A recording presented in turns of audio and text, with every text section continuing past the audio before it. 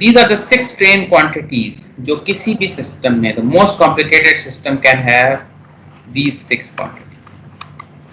ठीक है ना? अच्छा, अब चूंकि हमारा सिस्टम सर्कुलर है, सिलेंड्रिकल ये है ना, इसमें बजाय हम x y z axis use करने के, it is more convenient to use z r और थीटा सिस्टम. पोलर सिस्टम बेहतर रहेगा ना हमारे लिए, सिलेंड्रिकल कोऑर्डिनेट सिस्टम जिसको हम कहते हैं. जाहिर है, because for any position on a circle आप आर और थीटा दे दें अंदर, थीटा एंड आर, तो you can locate any point on this cross section. और जहां तक लेंथ का ताल्लुक है, इस डायरेक्शन में you can specify with Z axis. So any point on this cylinder can be best expressed by these coordinates. ठीक है ना, बजाय एक्स वाई जेड के, एक्स वाई जेड से भी कर सकते हैं, डजंट मैटर, बट बेहतर ये है कि हम ये यूज करें. ठीक है ना, it is convenient, more convenient. Actually what we are talking about is then basically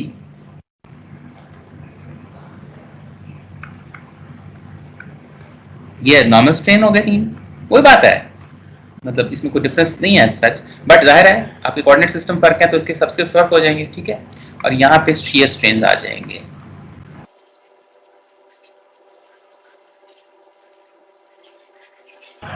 ये आपके पास 6 कोऑर्डिनेट्स, राइट. अच्छा, ये आपके पास strain components. Now let's see in torsion problems कौन से कंपोनेंट्स हैं जो कि रियलाइज होते हैं. ये तो है ना जनरल 3D, ये तो टोटल ऑप्शंस हैं. एक्चुअली हमारा ये जो टॉर्जन प्रॉब्लम है, इसमें कौन से रियलाइज हो रहे हैं. अब मैं I will again take you to axial system. कहने को तो एक्सियल सिस्टम में भी ये 6 पॉसिबिलिटीज हैं, बट आप याद करें इसमें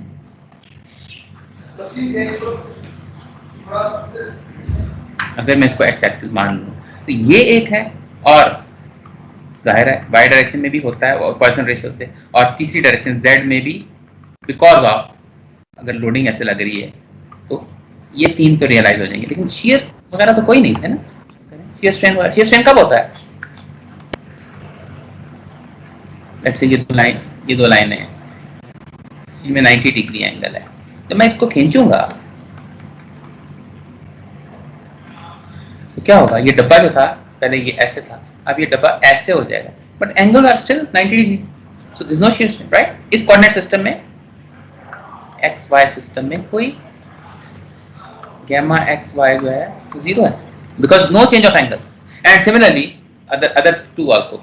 सो इधर जो रियलाइज की थी चीजें बेसिकली ये 3 थी, उनमें से भी ये मेन थी, बाकी तो ये पॉइसन रेशियो से कैलकुलेट हो जाती है. ठीक है, नाउ लेट्स सी कि इसमें क्या होता है. हमारे टॉर्जन वाला प्रॉब्लम है, इसमें कहने को तो ये सारी ऑप्शन मौजूद है, ठीक है, बट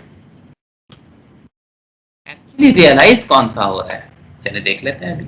और ये जब कर लेंगे तो असल काम हमारा कंप्लीट हो जाएगा. उसके बाद तो फिर बहुत आसान, बहुत सिंपल एनालिसिस. अब ये सिचुएशन है, इसको हम ड्रॉ कर लेते हैं. ये हमारा जेड एक्सिस है, ये हमारा आर कैन बी एनी, और फिर ये हमारा थीटा है. ठीक है ना. तो basically let's show this in a different way. थोड़ा सा इसको, कोई भी पॉइंट आर और थीटा डायरेक्शन ये वाली, इसको ये जरा देखिए, इसको मैं यहाँ आगे बनाऊं, सेंटर से कोई भी पॉइंट है, ये जो radial direction, any radial direction, that is r, and theta कहीं से भी आप नापेंगे. फॉर एग्जांपल ये पॉइंट है, this theta and this r, right. इसको ध्यान में रखिएगा. ठीक हो गया. अच्छा, नाउ लेट्स सी कि ये कौन से स्ट्रेन कंपोनेंट्स हैं जो इसमें रियलाइज हो सकते हैं और कौन से नहीं हो सकते. ठीक है, ये देखिए epsilon Z Z Z Z Z ये है कि ये जेड डायरेक्शन में ये जो हमारा शाफ्ट है as a result of application of torque, ये जेड डायरेक्शन में कुछ इंक्रीज ऑफ लेंथ हो और change of length over original length, तो वो तो कुछ नहीं हो रहा. For small deformation, small angles of twist, इसकी लेंथ चेंज नहीं होगी. सारे प्लेन्स अपनी अपनी जगह, जितने भी प्लेन्स हैं, they will rotate but they will remain a plane, और कोई फ्रंट की तरफ जेड डायरेक्शन में इसकी लेंथ तो इंक्रीज नहीं होगी ना. So we can rule this one out. Next number 2 epsilon r. Epsilon r का मतलब ये है कि ये जो रेडियस है, ये रेडियस है ना टोटल, लेट्स से हम टॉर्क दें और ये बढ़ जाए, as a result of torque radius बढ़ जाए, तो फिर तो हम कहेंगे ना ये चेंज ऑफ आर आ गया, change of r over original r, then it is a strain. But no such thing happen. वो रेडियस तो आफ्टर डिफॉर्मेशन भी वही रहता है, राइट? एप्सिलॉन आर भी कुछ नहीं हो सकता. अब आप तीसरे पे आ जाएं, epsilon theta theta. Epsilon theta theta ये अगर एक हमारा शाफ्ट है और लेट से हम कहें कि ये एक खास डायमेंशन थी, s is equal to r theta कह रहे हैं, आर्क लेंथ ना, s equal to r theta.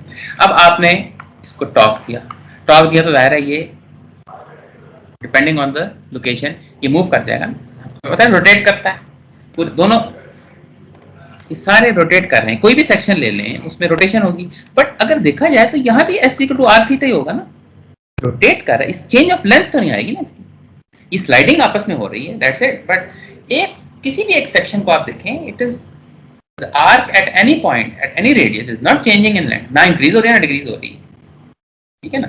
तो इसको भी रूल आउट कर दें. तो नॉर्मल स्ट्रेन्स तो कोई भी इस केस में टॉर्जन में नहीं होंगे. अब आप आ जाएं जरा शियर स्ट्रेन्स. शियर स्ट्रेन्स को भी एक एक करके देख लेते हैं, ठीक है. इसमें से भी मैं आपको रिजल्ट पहले बता देता हूं. The result is only one strain will be there, but कैसे, आपको कुछ जुबानी याद रखने की जरूरत नहीं है, एक एक करके हम देख लेते हैं, ठीक है. सबसे पहले तो हम चेक करते हैं आर थीटा, ठीक है. आर थीटा को चेक करते हैं. अब r theta, this is your radial direction, ठीक है ना. तो ये कोई भी पॉइंट, ये देखिए कोई भी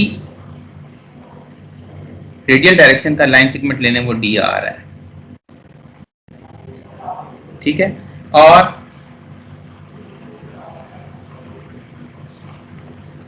इसका परपेंडिकुलर टेंजेंट वो आपके पास आ जाएगा. फॉर एग्जांपल अगर ये फ्रॉम द सेंटर ये रो डिस्टेंस है, रो डी थीटा, ये थीटा डायरेक्शन है, दिस इज थीटा डायरेक्शन, ठीक है. तो बेसिकली ये दो लाइनें हैं जो 90 डिग्री इनके आपस में रिलेशनशिप है. अब टॉप हुआ, टॉप के बाद ये दो लाइनें यहाँ और यहाँ पहुंच जाएंगी, घूम जाएगा ना, बट आपस में उनका जो एंगल है वो तो 90 रहेगा, उसको कोई फर्क नहीं पड़ता, ठीक है ना. वो टेंजेंट पे ही होगा, राइट. तो हम इसको, ये जो हमारा आर थीटा है, इसको भी हम रूल आउट कर सकते हैं. नॉट ये, नॉट दिस, ये वाला थीटा आर या आर थीटा, ठीक है, ये भी नहीं होगा. अब आप ले लें r z. What about r z? This is the z direction, this is the r direction, ठीक है. अब अगर ये परपेंडिकुलर ही रहता है और प्लेन ही रहता है, ये सेक्शन है ना, ये वाला सेक्शन है, इसमें एक लाइन ऐसे है और एक लाइन ऐसे है, ठीक है. ये इन प्लेन है और ये आउट ऑफ प्लेन है. तो जब टॉप होगा ये सारा का सारा मूव कर जाएगा, ठीक है. ये ऐसे हो जाएगा, this comes to this point, right. But इनका आपस में तो 90 डिग्री रहेगा ना, राइट. तो हम इसको आर जेड को भी रूल आउट कर सकते हैं. अब रह गया Z theta. This is the only, Z theta is the only component जो चेंज होगा. वो मैं अभी आपको साबित कर देता हूं, अभी दिखा देता हूं आपको, ठीक है ना. एंड हाउ, ये चेक कीजिए. इतनी लंबी बात जो की वो 0 0 0 आ रहे थे, अब जो वाहिद इंपॉर्टेंट पॉइंट है नॉन जीरो वो अब आ रहा है लास्ट, ठीक है. 5 को रूल आउट कर दिया, छठे की बात अब कर. ये देखिए बिफोर डिफॉर्मेशन ये एक लाइन, स्ट्रेट लाइन, रेडियस के साथ ज्वाइन की. अब टॉप दिया, अब आपके पास जो लाइन आएगी ना वो ऐसे हो जाएगी ना, ये रेडियल, ये लाइन स्ट्रेट रहेंगी, ये भी स्ट्रेट है, ठीक हो गया. अच्छा अब जरा देखिए,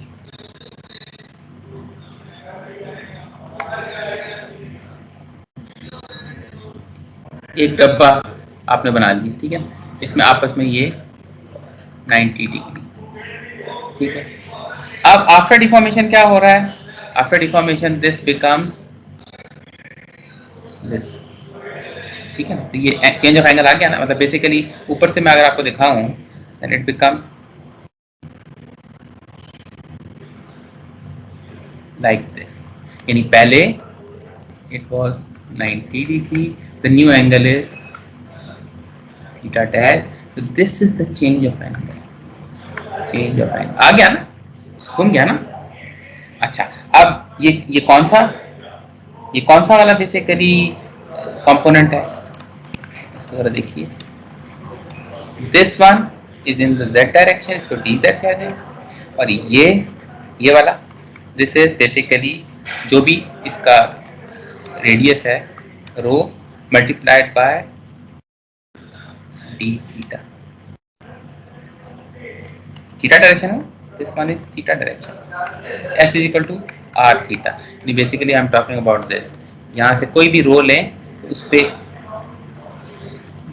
इसकी मैं बात कर रहा हूँ, दिस वन। तो ये जो इनका आपस में अब इनका जो रिलेशनशिप है after deformation this becomes like this. तो ये angle, change of angle gamma आ गया ना। What is this gamma? This is z and theta और theta z। So this is the only non-zero strain component in torsion. So this is the most important point of today. इसके आगे सिर्फ application है, that's it. The only thing to understand really about today's lecture is this one. आगे तो बिल्कुल mechanical काम है, ठीक है। Any question regarding this?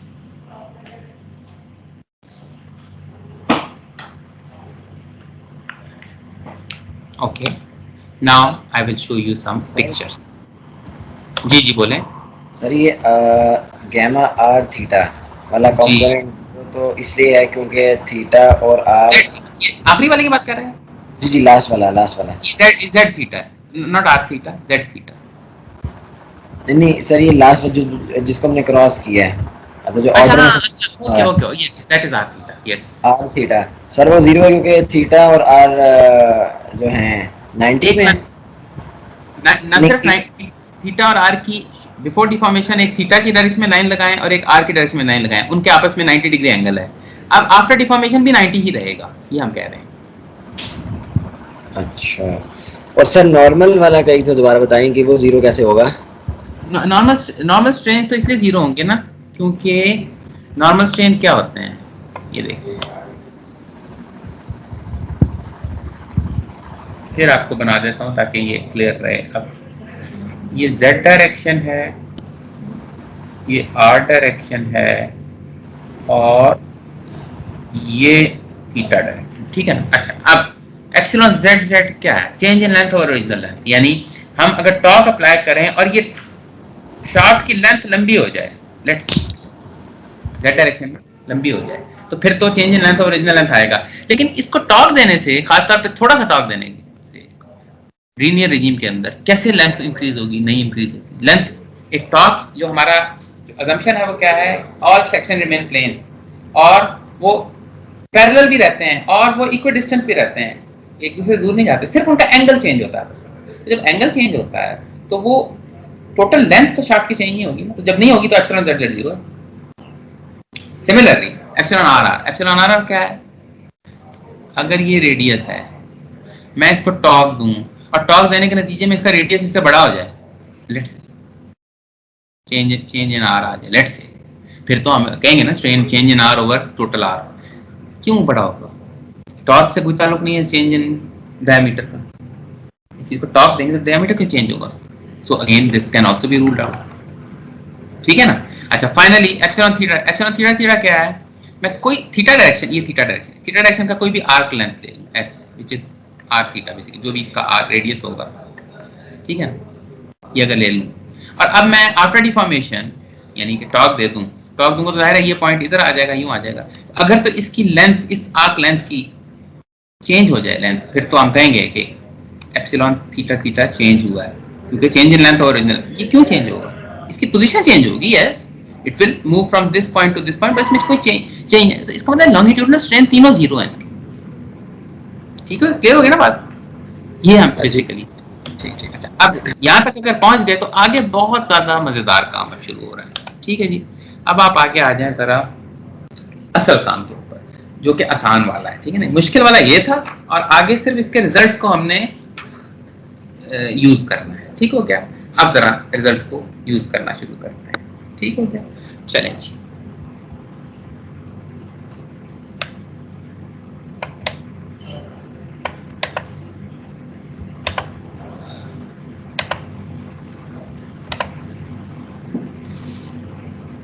ये देखिए, अब हम टॉर्जन फार्मूला डिराइव करने लगे। जैसे हमने एक्सियल स्ट्रेस फार्मूला डिराइव किया था, अब टॉर्जन फार्मूला डिराइव करते हैं। ठीक हो गया?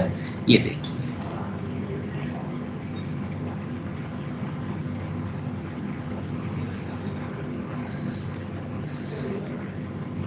बिफोर डिफॉर्मेशन अप्लाई टॉर्क, इसको फिक्स कर दें, टॉर्क कर दें। जो टॉर्क आप देंगे, एक ही बात है ना, इक्विवेलेंट ऑपोजिट टॉर्क आ जाएगा। उधर फिक्स भी किया है तो इक्विवेलेंट ऑपोजिट टॉर्क जाहिर आ रहा है। जब ये हो जाएगा, what will happen then?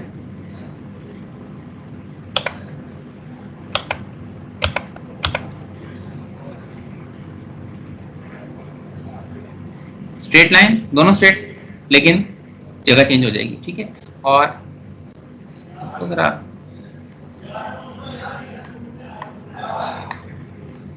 Join कर, ठीक है ना, ये सिचुएशन बन गई। अच्छा, अब ये टोटल लेंथ L है, राइट? अब हम क्या करते हैं, हमने डिराइव करना है। आप याद कर कीजिए, हमने एक्सियल में भी इसी तरह टोटल लेंथ L थी और फिर हमने एक डेल्टा x का एक वो लिया था और फिर देन वी डिड इट। यार अच्छा, अब अज्यूम हम क्या कर रहे हैं कि torque is a function of x, यानी ये x डायरेक्शन यहाँ से शुरू होती है, ये x लेंथ, टॉर्क चेंज हो रहा है। हम स्टार्ट कैसे करते हैं? जेनेरिक एक्सप्रेशन से। Torque can be different at different levels. यहाँ पे तो ऐसी बात जरूरी नहीं है कि हर क्वेश्चन में हो, कई दफा टॉर्क कांस्टेंट भी होता है, जैसे एक्सियल में स्टेप फंक्शन भी होता है फोर्स, बट कई दफा यूनिफॉर्मली वेरिंग भी होता है। वो वाले सवाल याद करें जिसमें एक्सियल फोर्स ऐसे वेरी कर रही है, याद है ना? उसके लिए भी हमने बनाया था ना, उसको क्या था कि फंक्शन ऑफ x या y, राइट? इधर भी हम कह रहे हैं let's say as we move along this x direction torque change हो रहा है फॉर एग्जांपल। तो हमें ऐसा एक्सप्रेशन चाहिए जो टॉर्क को वेरिएबल समझ के हम यूज कर सकें, राइट? अच्छा, गुड, वही काम करेंगे। जैसे यहाँ पे डेल्टा x लिया था, इधर भी मैं एक स्लाइस निकालूंगा, डिस्क निकाल लेंगे जिसकी लेंथ जो होगी वो डेल्टा x होगी। Now you understand what I am going to do. वही डेल्टा x करके फिर उसको मैं, चूंकि पॉइंट की बात है, stress strain are talking about points, so I will diminish this delta x to 0 and then get dx। वही पुरानी वाली हमारी पुराना बात, ठीक है? अच्छा, अब एक और काम करते हैं। Because this total radius is c, but we may be interested in any point rho, यानी जरूरी तो नहीं ना हमें सिर्फ एंड पे स्ट्रेस स्ट्रेन चाहिए सरफेस पे, फिर तो सी है, हमें किसी भी इंटरनल पॉइंट पे चाहिए हो सकता है। So what we'll do is we'll take this out first of all, ठीक है? ये डिस्क हम निकालेंगे, लेकिन फिर हम उसके अंदर एक छोटी डिस्क, इसी के अंदर एक छोटी डिस्क लेंगे which is a sub section of this, जिसका एंड रो होगा, ठीक है? इसको जरा ध्यान रखिए, टोटल सी है। जब हम रो को सी पे ले जाएंगे तो then we are talking about the surface, but we can be interested in any point inside, ठीक है ना? ये बात ध्यान में रखिए। अगर ऐसा है तो अब मैं जरा क्लटर के बगैर इसको बनाने लगा, ठीक हो गया? बल्कि इसको थोड़ा सा ना, just to make it more understandable, थोड़ा सा इसकी मुझे इजाजत दें, थोड़ी सी ज्यादा मैं बनाऊंगा ताकि आपको जरा क्लियर नजर आए, although I am talking about the same thing. ये इसकी लेंथ डेल्टा x है, समझ गया ना? ये कहां से है? ये ठीक है? और now what happens is this, look at this, ये इस पे जरा फोकस कीजिए। ये ओरिजिनल लाइन थी बिफोर डिफॉर्मेशन, आफ्टर डिफॉर्मेशन ये जो रेड वाली लाइन, ठीक है ना, this is actually red line. समझ गया ना क्या हो रहा है? अच्छा, अगर ये है, इसको let's call this point A, let's call this point B, let's call this point C, ठीक है। बल्कि ऐसा करते हैं, इसको बी को यहाँ लिखते हैं, ये बी और ये सी, ठीक हो गया। अच्छा, अब जरा देखिए, बड़ा मजेदार काम शुरू होगा, very easy, very easy. Main चीज ये है कि आपको ये क्लियर है कि ये भी प्लेन है और इसकी बैक साइड भी प्लेन है, ये आपको क्लियर है, क्योंकि ऑल सेक्शंस रिमेन प्लेन, ये मेन चीज है। अदरवाइज तो बाकी तो बहुत सिंपल ज्योमेट्री, ठीक होगा। अच्छा, अब जरा देखिए, ये सेंटर है, सेंटर से एक लाइन ओरिजिनल पे लगाएं और एक लाइन ऐसे लगाएं, ठीक हो गया। और ये जो एंगल है ना, ये delta x angle, delta theta angle, sorry not delta x, delta theta angle, ठीक हो गया। ये वो कौन सा एंगल है? ये वो एंगल है जो इस स्लाइस के अंदर चेंज हो रहा है। वैसे तो पूरी बॉडी में तो, पूरी बॉडी का थीटा तो ये है ना, पूरी बॉडी का। हम इस स्लाइस के अंदर डेल्टा एक्स के अंदर जो चेंज ऑफ एंगल आ रहा है उसकी बात करें तो वो डेल्टा थीटा होगा, राइट। और ये जो डिस्टेंस है ना, इसका रेडियल डिस्टेंस, ये रो है, ये रो एक वेरिएबल है, ये rho can be 0, it can be maximum of c, ये हमने बीच का एक पॉइंट, ठीक है ना। ये अगर क्लियर हो जाए आपको, तो अब आप जरा देखिए कि कितनी मजेदार बात है। वो ये कि एंगल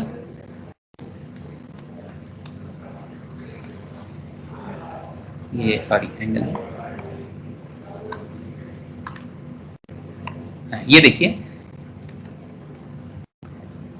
आर्क BC, ये BC को जरा चेक कीजिए। ये आर्क BC को मैं दो तरीकों से एक्सप्रेस कर सकता हूं, अगर आप नोट करें। S equal to r theta आपको पता है, I can express this in two ways. Number one, look at this red triangle. Triangle नहीं, arc x side, but वो क्या है? Yeah, first look at this black part, ठीक है। ये आ जाएगा rho S is equal to, ये रो R है इसका, और थीटा इज डेल्टा फाई, इसको फाई थीटा, इसको फाई कहते हैं। It's just a convention, angle of इसको फाई कहते हैं, थीटा भी कह सकते हैं, but we are talking about phi. ये आ गया BC, what I'm talking about is this. This is B, this is C, and this is delta phi, and this is. Sir ये R को हम रो कह रहे हैं और R को हम रो कह रहे हैं, yes. ठीक है, अच्छा. But this same BC can be looked at from this angle also. और वो क्या है? इसका जो एंगल है वो है एंगल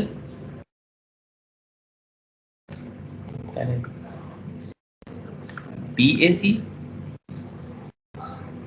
एंगल BAC, ये वाला दिस एंगल, राइट, इनटू इसकी जो लेंथ है वो है delta x.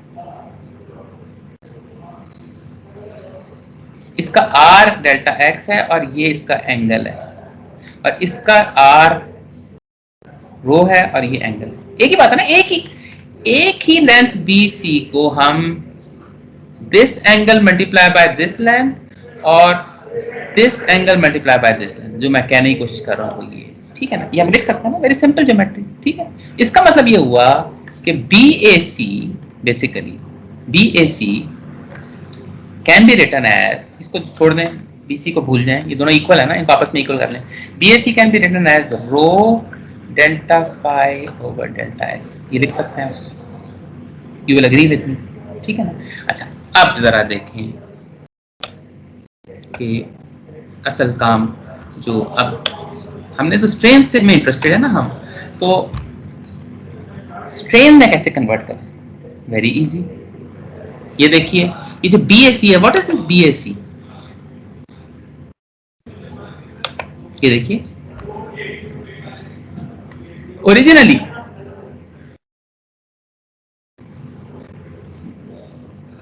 Original angle between them, these two lines, यानी ये वाली लाइन और ये वाली line was pi by 2, 90 degree था ना। ये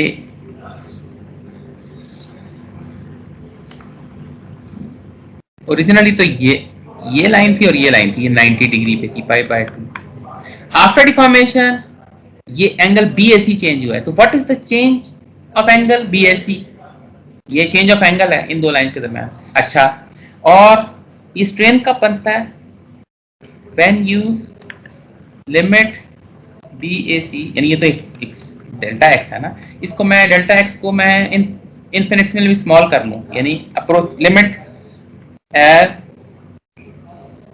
AB अप्रोच 0 होगा तो BC भी अप्रोच 0 होगा। In other words delta x approach 0 कराऊंगा तो ये एक पॉइंट की बात हो जाएगी, ठीक है ना? तो ये सारी एक ही बातें हैं, ठीक है ना? If I write this like this, तो this is nothing but gamma, और वो गैमा कौन से वाला जो हम बात कर रहे थे इससे पहले, जेड थीटा। एक थीटा डायरेक्शन है और एक जेड डायरेक्शन है, ठीक है ना?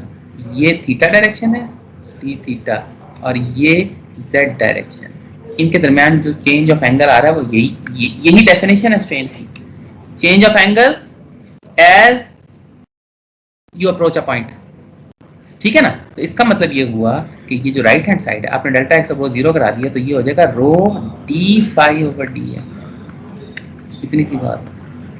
ये this was the only non zero component, only non zero component of strain, और उसका फॉर्मूला हमने बना लिया है। नाउ इस पे जरा I want you to look at this expression. ये एक्सप्रेशन क्या कह रहा है? ये एक्सप्रेशन इतना सिंपल नहीं है जिस तरह उनके एक्सप्रेशन थे एक्सियल फोर्स के। ये आपको ये कह रहा है कि एक ही नॉन जीरो कंपोनेंट है z theta, and that z theta is a function of two things. एक तो आप कितना रेडियस लेते हैं, इधर स्ट्रेन ज्यादा होगा इस पॉइंट पर, और इस पॉइंट पे स्ट्रेन कम होगा। सबसे ज्यादा मैक्सिमम पे होगा जहां रो इज इक्वल टू सी। सी क्या है? Radius of the shaft. ये आपको बता रही है, न्यूमरेटर में है ना रो, इसलिए strain on the whole section is not constant. पहली जो इंपॉर्टेंट बात है, एक्सियल में ऐसे नहीं था। एक्सियल में हर सेक्शन पे कोई एक सेक्शन काट लें, उस सेक्शन में कोई भी पॉइंट ले लें, उसमें एक्सियल स्ट्रेन बराबर होता था, सेम होता था, एवरेज। इधर ऐसे नहीं है, इधर आप रो को 0 कर दें। For example you talk about the centre, what is, ये ऐसे टॉक हो रहा है ना, what is the shear strain at the centre? 0। आप इसको ऐसे देखें कि इसको मैं 2-3 एनालॉजीज आपको देता हूं। एक बंदा है, वो एथलेटिक्स का जो 400 मीटर है, 400 मीटर में एक बंदा जो फर्स्ट 8 होती है ना रोज, फर्स्ट वाले में, इनर मोस्ट में, तो वो सबसे, अगर उसका देखा जाए तो वो सबसे कम भागता है, पूरा सर्कल भी कंप्लीट करता है, सबसे छोटा सर्कल उसका होता है, राइट? और सबसे बड़ा सर्कल वो होता है जो 8वीं में होता है सबसे बहुत। इसीलिए जब आप शुरू करते हो तो उसको आप एडवांटेज देते हो, वो आगे भी शुरू करता है, उसको बराबर रखना है ना आपने, राइट? तो बिल्कुल ऐसे ही चूंकि इसने स्लाइड करना है, यहाँ डिस्टेंस कम है, यहाँ बहुत ज्यादा है आउटर, और बिल्कुल सेंटर पे आप आ जाएं तो कोई भी डिस्टेंस मूव नहीं करता। आप समझिए एक बंदा बस अपनी जगह पे घूमता रहता है, उस डिस्टेंस ट्रेवल ही कोई नहीं करता, समझ गया ना? तो इसलिए first of all it's a function of rho. ये बहुत इंपॉर्टेंट पॉइंट है। Strain is not constant everywhere. तो टॉप प्रॉब्लम्स में स्ट्रेन मैक्सिमम होगा रेडियस के ऊपर, यानी आउटर रेडियस पे, और मिनिमम होगा बिल्कुल सेंटर पे, यानी कि 0। रो को 0 पुट करें ना, मिनिमम होगा, ठीक है? ये इंपॉर्टेंट पॉइंट है, बहुत इंपॉर्टेंट पॉइंट है, ठीक होगी? अच्छा, अब यहाँ तक तो पहुंच गए। क्वेश्चन ये है कि इसका ताल्लुक, ये तो हो गया ना आपके पास strain, how does strain link with stress? अब अगला क्वेश्चन ये है, हमने स्ट्रेस पे भी तो जाना ना। Next question will be strain का डायग्राम। एक्सप्रेशन आपके पास आ गया, इसको कहीं सेव कर लें, ये बहुत इंपॉर्टेंट एक्सप्रेशन है, ठीक है? इसको आप कह दें x, ठीक है? अब आ जाएंगे स्ट्रेन का स्ट्रेस से क्या ताल्लुक है। उसके लिए मैं आपको एक डायग्राम दिखाता हूँ, ये आप इंशाल्लाह एक्सपेरिमेंट करेंगे भी नेक्स्ट उसमें सेमेस्टर में। ये देखिए,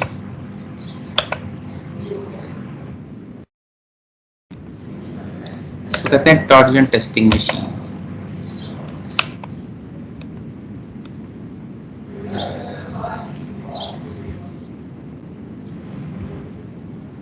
करते क्या है, जिस तरह टेंसाइल टेस्टिंग मशीन है ना, टॉर्जन टेस्टिंग मशीन भी एक चीज होती है। उसमें आप एक स्पेसिमेन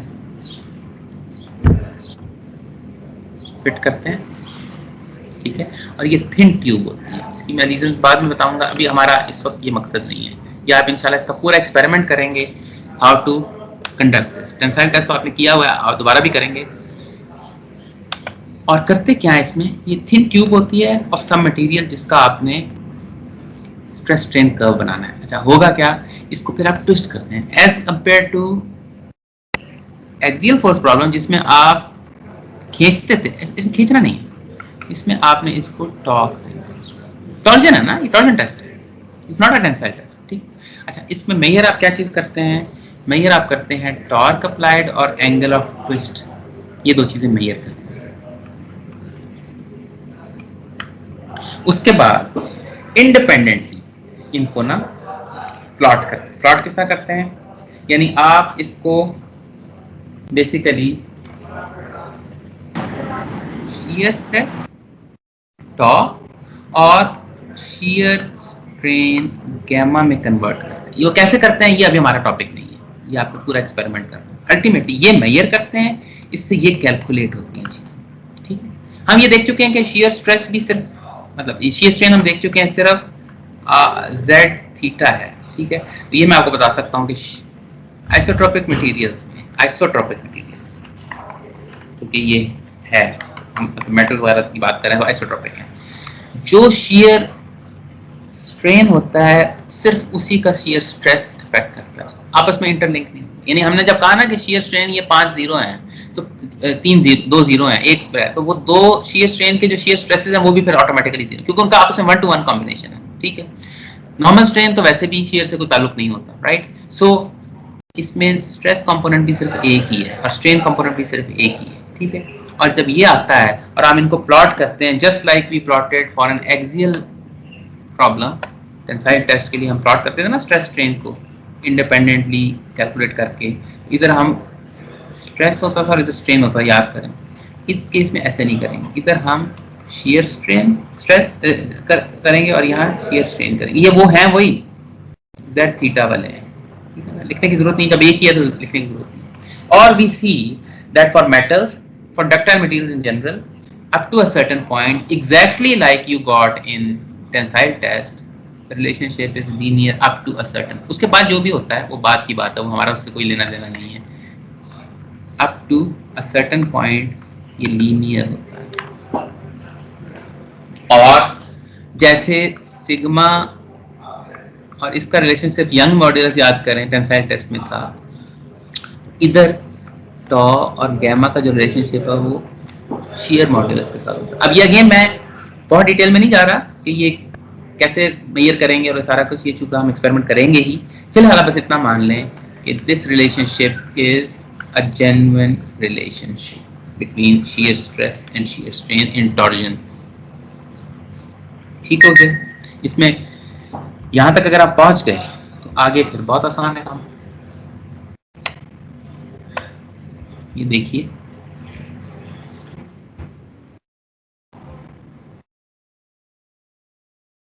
हमने कहां पे रोका था, हमने रोका था कि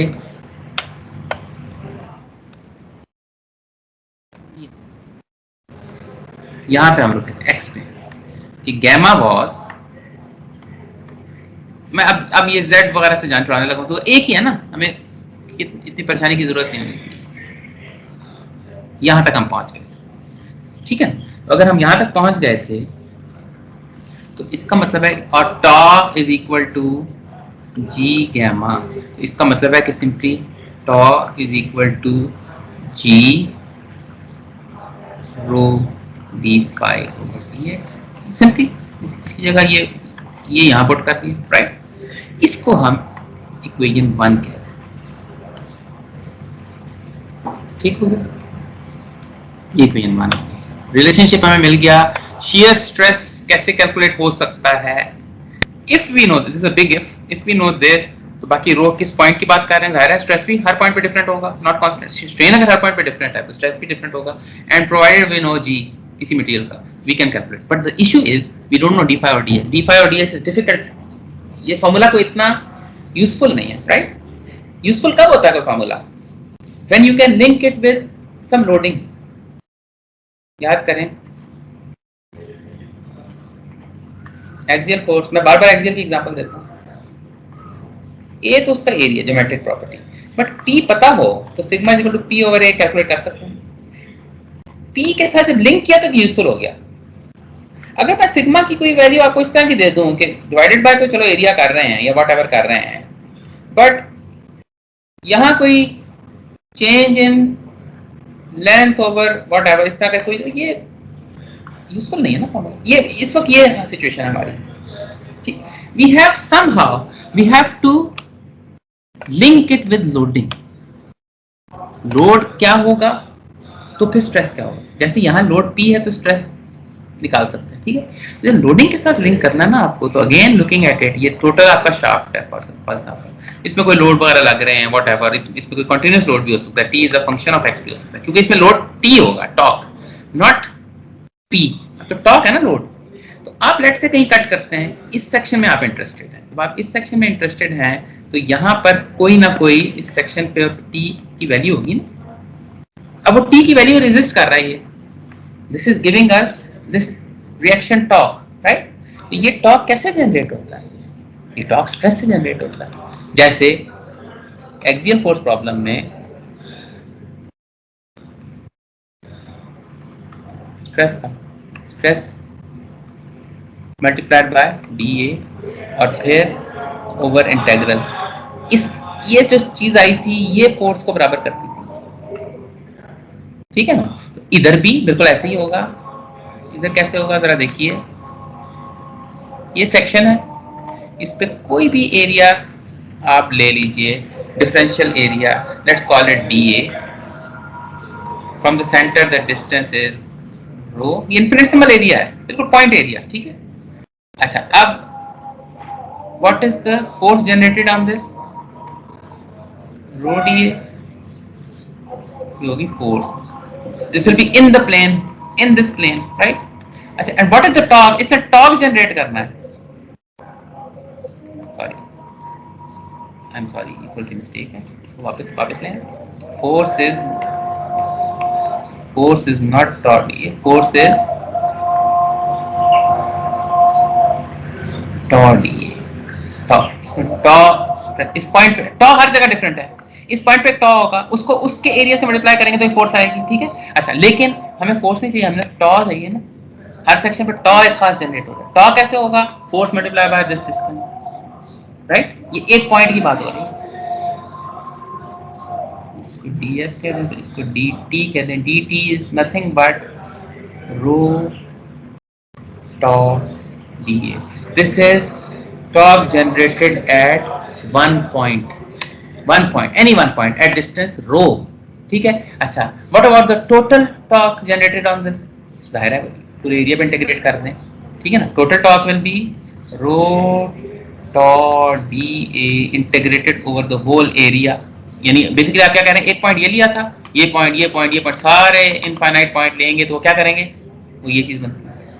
This is the total torque generated at this section, and this torque must be equal to torque that is on this section। यही तो वो torque है जो अप्लाई हो, जो रेजिस्टेंस टॉर्क क्रिएट होता है। यानी आपने फोर्स अप्लाई की in the form of torque, ठीक है, और हर सेक्शन पे एक टॉर्क लग रहा है। वो टॉर्क हर सेक्शन कैसे जनरेट करता है? वो टॉर्क ऐसे जनरेट करता है, बाय बीइंग स्ट्रेस्ड। ठीक हो गया ना। तो basically this is your relationship with the, यहाँ इस पे लोडिंग ये वाली है, इसके साथ इसको बैलेंस कैसे करेगा? इंटरनल स्ट्रेस पैदा होगा टॉ, और उसको रो से मल्टीप्लाई आप करेंगे, ठीक है ना। अब ये आपके पास एक्सप्रेशन आ गया, torque with shear stress, torque और शियर स्ट्रेस का आपके पास रिलेशनशिप आ गया, ठीक है। अच्छा, अब बहुत आसान है काम आगे। ये देखिए टॉ का हम पहले ही यहाँ इक्वेशन 1 की जो बात है, G rho d phi over d x, इसकी अगर हम वैल्यू पुट कर दें इसके अंदर, हमारे पास आ चुकी है ना। Now we can put in the value rho torque की जगह G rho d phi over d x और फिर डी ए आ गया, ठीक है, या area integral. In other words rho square G d pi over d x d a, this is equal to the torque at any section, ठीक है। अच्छा अब आप जरा देखिए किसी भी एक सेक्शन पे, यानी ये एक प्रॉब्लम है, ये सेक्शन ले लें, ये सेक्शन ले लें, कोई भी एक section, once you select one section at any one section, at any section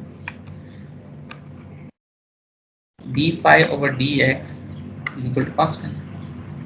मतलब जाहिर है यहाँ पे देखिए ना, यहाँ पे कुछ और होगा, यहाँ पे कुछ और होगा, यहाँ पे कुछ और, लेकिन एक सेक्शन आपने ले लिया तो उसके बाद तो फिक्स हो गई ना बात, यानी उसके बाद तो कोई फर्क नहीं पड़ता, इसको you can take it outside. G again constant material है, थ्रू आउट एक ही मटेरियल के आप शाफ्ट बनाते हैं, शाफ्ट में material change as long as नहीं हो रहा, आमतौर पे नहीं होता, तो again these two things are constant। जो चीज़ें कांस्टेंट है इनको बाहर ले जाएं, जी को बाहर ले जाएं, d phi over d x को बाहर ले जाएं, तो जो बचा आपके पास वो simply rho square d A है, ठीक है ना। Now all of you are very familiar with this। What is this? Polar moment of inertia।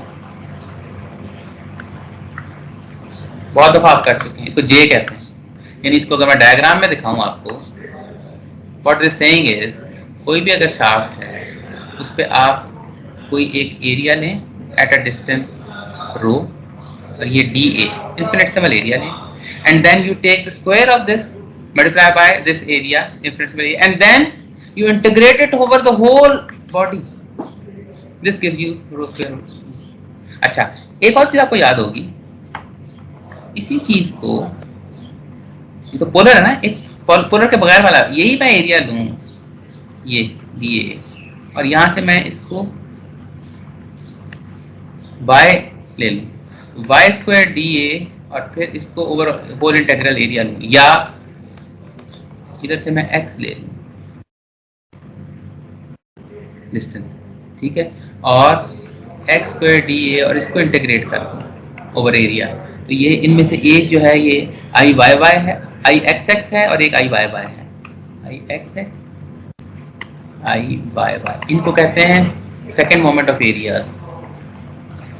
ये पोलर नहीं है, second moment of areas about x axis and y axis, ये दो, ठीक है। ये polar moment of inertia is different, this basically is we talk about rho ना, rho जो है ना वो x square plus y square under root है, तो अगर आप इसको जरा देखें, you can check this out कि j is equal to I x x plus I y y, दो जो सादे हैं पोलर मोमेंट ऑफ इनर्शिया है, उनको ऐड कर दें तो पोलर मोमेंट ऑफ इनर्शिया आ जाता है। ये यू नो दिस, ये मैथमेटिक्स सिंपल सी है, ठीक है ना, कोई नई चीज इसमें नहीं है। तो अगर ऐसी बात है तो हमें ये जो इंटीग्रेशन है इससे जान छुड़ाई जा सकती है। ये देखिए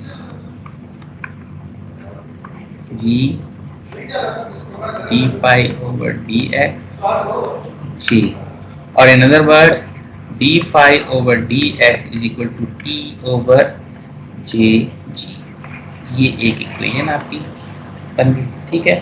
अच्छा, और इक्वेशन नंबर, ये तो एक इक्वेशन बन गई आपके पास T phi over d x, और एक आपने जो इक्वेशन 1 बनाई थी थोड़ी देर पहले, देखिए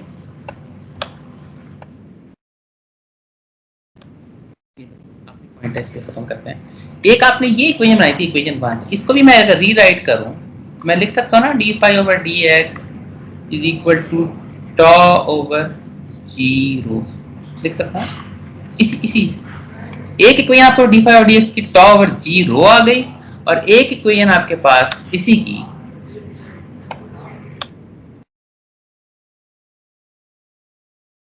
ठीक है ना, तो एक इक्वेशन तो ये आ गई, और एक आ गई d phi over d x is equal to tau over rho G, ठीक है।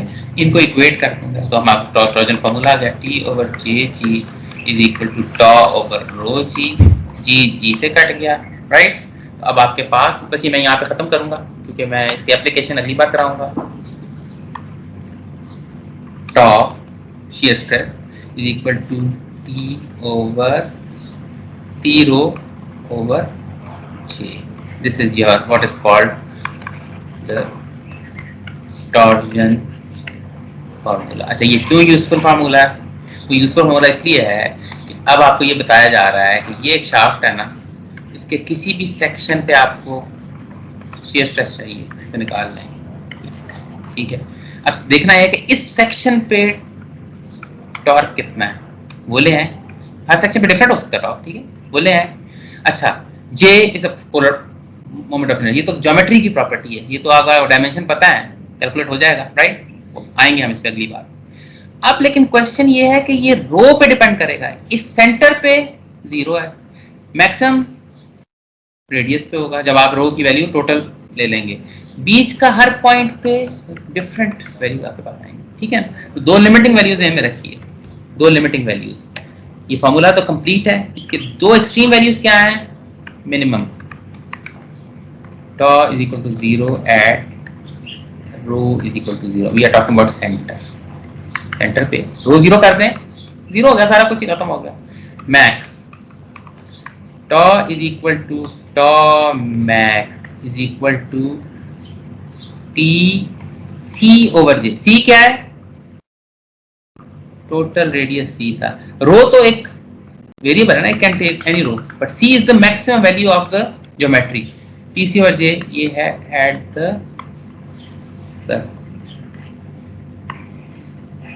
ये आपका टॉर्जन, बस इतना सेम। इसका कंपैरिजन किसके साथ है? Sigma is equal to P over A के साथ, ये उसका इक्विवेलेंट था, मगर उसमें तो you know the P, you know the A at every point, हर पॉइंट पे स्ट्रेस बराबर होता है, क्योंकि इसमें कोई यहाँ पे कोई पैरामीटर, यहाँ पी के साथ कोई पैरामीटर नहीं है कि रेडियस का है कुछ, उसमें इसमें है, तो this is where it is different. The other difference being sigma was normal stress, tau is shear stress, that is the only difference। तो ये हमारा फॉर्मूला बन गया। अब हम अगली बार इंशाल्लाह इसको अप्लाई करेंगे फॉर डिफरेंट केसेस। बिल्कुल ये बहुत आसान है, एक्सियल प्रॉब्लम की निस्बत बहुत आसान है, but we will apply this formula to different real world problems, but today I don't have time for that, बल्कि मैंने थोड़ा सा टाइम ऊपर ही ले लिया है। अगर आपका कोई बहुत अर्जेंट क्वेश्चन है तो अभी पूछ लें, वरना मैं इंशाल्लाह अगली क्लास में पहले क्वेश्चंस दूंगा,